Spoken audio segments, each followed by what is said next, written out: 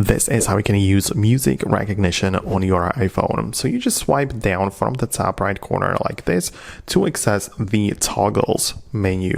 And if you don't have the one for music recognition, just tap the plus icon in the top left like this, and you're going to get to the edit mode and click on add a control at the bottom. Like so.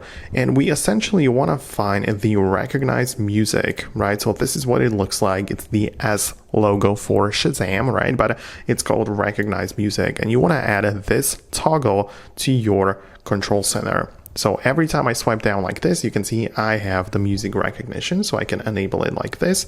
And right now it is listening to the song. So if there is any song or music playing around the iPhone from a speaker, you might be somewhere in public or whatever else is going on. If the phone can recognize it, you're going to get a pop-up right there telling you that this is the name of the song, right? And you're going to get the exact information about it. So that is the easiest and quickest way to do it. Obviously, right now, it didn't find anything because I'm just talking to the phone. But whenever you want to do it from now on, you just go to Control Center, enable it like this, and it just gets the job done. So let me know if it worked for you. Subscribe right now, and I'll talk to you in the future uploads.